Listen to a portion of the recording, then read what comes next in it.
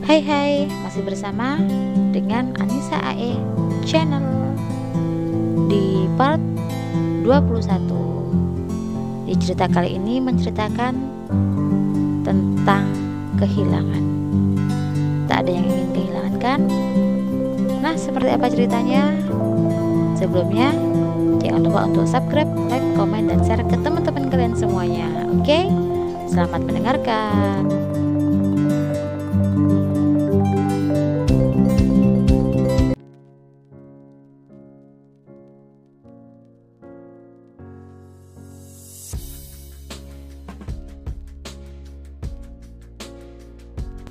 Shirley meraba-raba tempat kosong di sampingnya.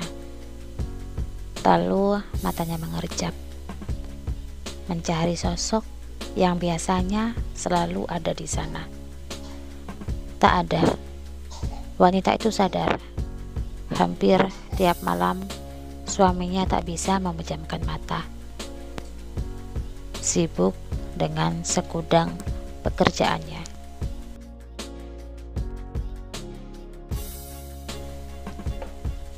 Bukan tak tahu, wanita itu tahu jika Brahma merasa tak bahagia di sampingnya.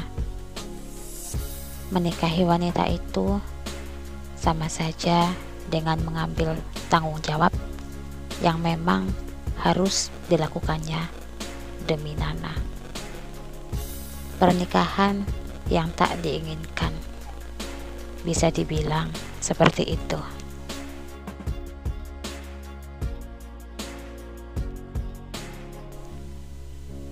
Dia bukan anak Brahma, ucap Fiona berapi-api saat wanita itu datang ke kediaman keluarga Alex untuk meminta pertanggungjawaban. Tapi ini benar-benar anak Brahma. Shirley tak mau kalah. Dia sudah cukup bersabar kali ini.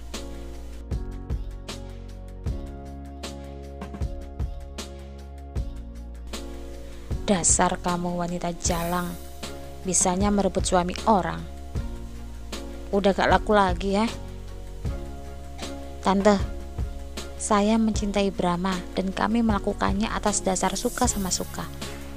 Bahkan Tante tahu sendiri bahwa kami sudah berhubungan jauh sebelum dia menikah.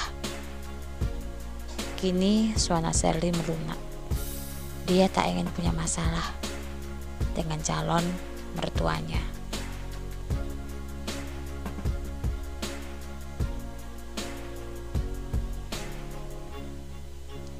Kamu yang hilang, kamu pergi tanpa kabar dan membiarkan Brahma menjadi seperti seorang pecundang. Kini kamu datang dan memporak-porandakan semua yang telah dia bangun dengan susah payah. Fiona tetap tak terima jika harus punya menantu seperti Shirley.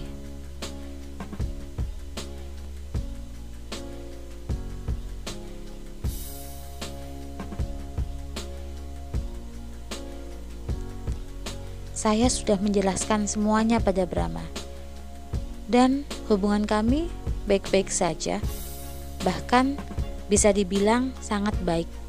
Hingga saya menjadi hamil. Itu bukan anak Brahma, pasti. Kamu seorang model dan bisa dengan mudah tidur dengan lelaki manapun. Ejek Fiona sambil tertawa merendahkan. Kamu mau uang berapa untuk pergi dari kehidupan anakku? Pasti semua karena uang kan?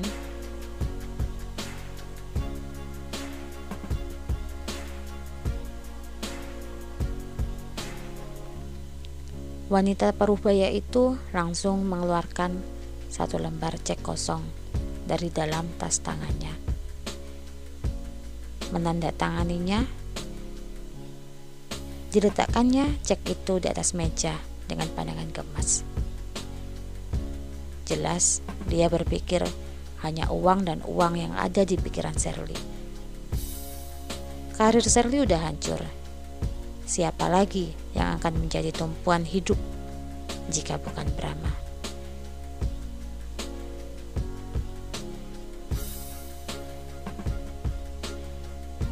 Mata Sherly membulat. Tak menyangka akan mendapatkan perlakuan seperti ini. Dia benar-benar ke rumah itu, menemui mama dari Brahma, hanya agar bisa berbincang dari hati ke hati. Mereka sama-sama wanita, pasti tahu juga apa yang dirasakan oleh Sherly. Nyatanya itu hanya ada di angan. Fiona menolak mentah-mentah kehadiran Sherly dan janin di dalam kandungannya. Sherly tak serendah itu, Tante, ucap Sherly sambil meremas ujung bajunya. Oh, berarti kamu bukan wanita rendahan? Seperti itu yang mau kamu katakan? Coba jelaskan sama saya. Disebut apa wanita yang menggoda suami orang? Wanita seperti apa yang mau tidur dengan lelaki yang bukan suaminya? Ucap Fiona geram.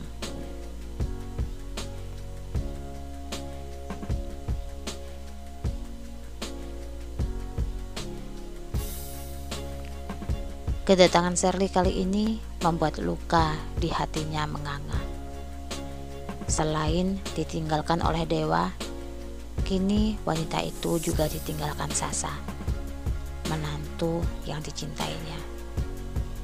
Sekarang tiba-tiba saja Sherly datang ke rumahnya mengatakan bahwa sedang mengandung anak dari Brahma.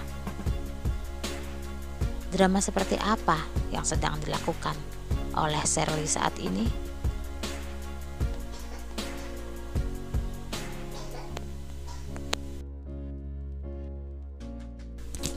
Tiba-tiba air mata menggenang di pelupuk mata Sherly. Hatinya sakit saat mendapat pertanyaan yang memojokkan seperti itu. Dia juga tak ingin seperti ini.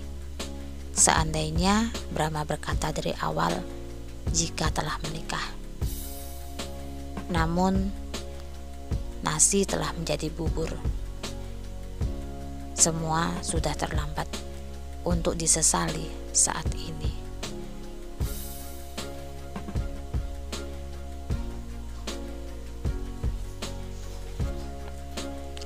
Ambil cek kosong ini, isi sesukamu. Lalu jangan pernah muncul lagi di depan mataku. Aku tak akan pernah sudi menjadikanmu sebagai menantu,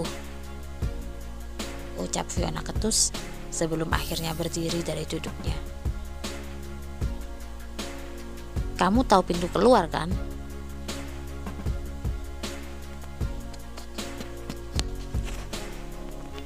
Fiona pergi meninggalkan ruang tamu, membiarkan Sherly menengkuri lantai yang dingin.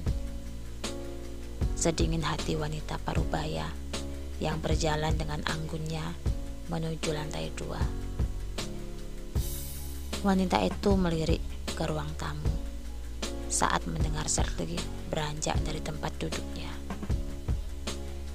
Lalu berjalan dengan gontai ke arah pintu, meninggalkan cek kosong di atas meja tanpa disentuh.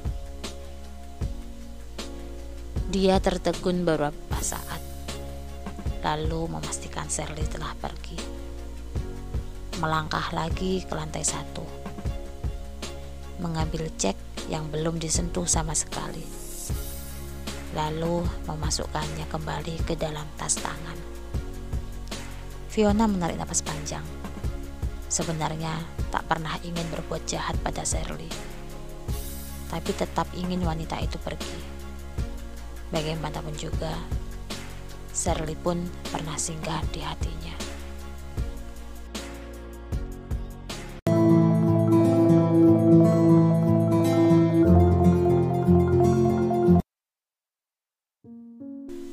Aku salah.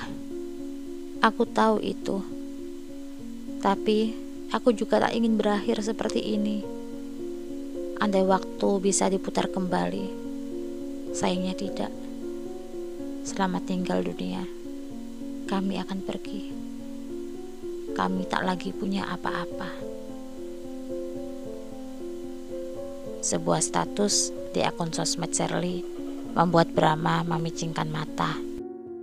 Lelaki itu khawatir dengan apa yang akan dilakukan oleh Sherly selanjutnya. Brahma sudah memblokir nomor Sherly dari ponselnya, memastikan bahwa wanita itu tak akan bisa menghubunginya lagi.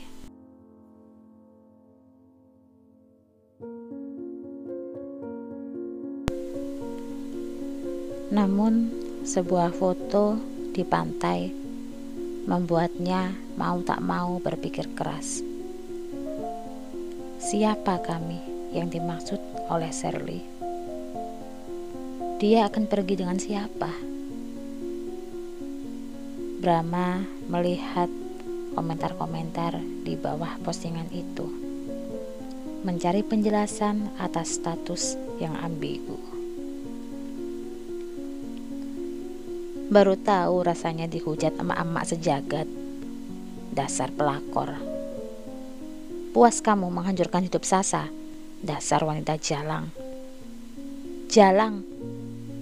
Mati aja kamu. Pas bagi-bagi otak, kamu gak ada ya?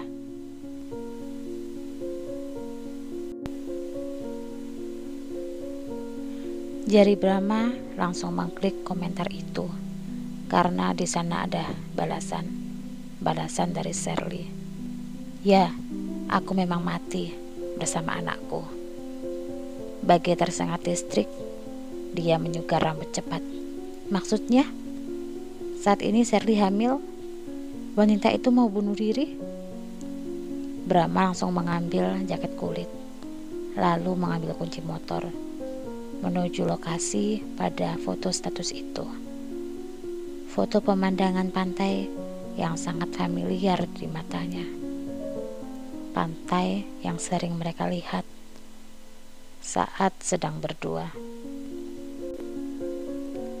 Dengan kecepatan penuh, dia kemunikan motor besar menuju pantai.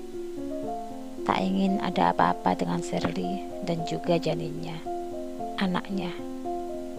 Beberapa kali dia mengumpat saat ada mobil yang melaju lambat atau pengendara yang berkendara sembarangan. Jika dia telah kehilangan Dewa dan Sasa, kali ini tak ingin kehilangan dua orang lagi.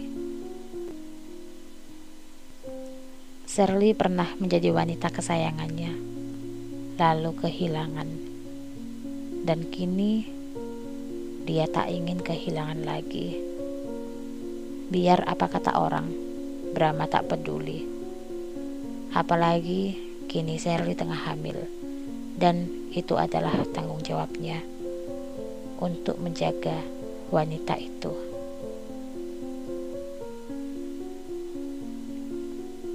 Di tempat parkir, dilihatnya mobil Sherly sudah ada di sana. Dia segera memarkirkan motor, lalu berlari ke arah pantai.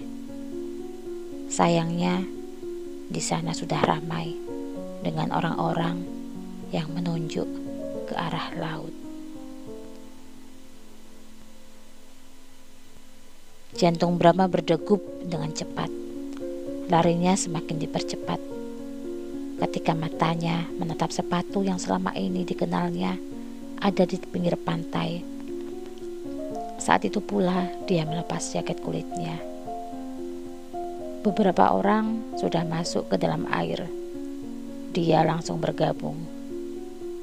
Tak dipedulikannya baju dan celananya yang basah. Hanya Sherly yang ada di otaknya.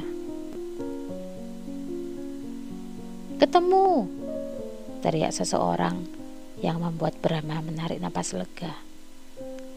Lelaki itu langsung berlari mendekati orang-orang yang berjalan di bibir pantai. Setelah berada di pinggir, Brahma langsung maju ke kerumunan.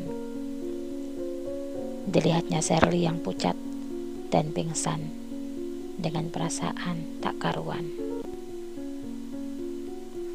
"Biarkan aku yang menolongnya," ucap Brahma cepat ketika melihat seorang lelaki menekan-nekan dada Sherly dan akan memberinya napas buatan. Beberapa orang menoleh, tapi mereka tetap memberikan tempat untuk Brahma, membiarkan lelaki itu melakukan tugasnya.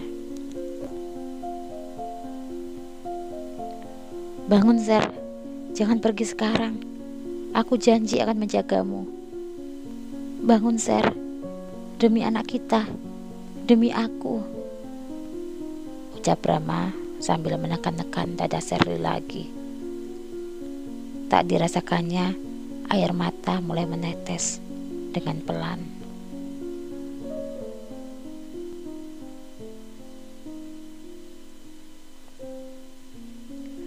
Sherly terbatuk. Banyak air laut yang keluar dari dalam mulutnya. Matanya terbuka perlahan. Dilihatnya Brahma di sampingnya. Bram, Sher, jangan lakukan hal bodoh seperti ini lagi. Jangan. Aku sayang kamu. Aku sayang anak kita, ucap Brahma sambil mencium pucuk kepala Sherly.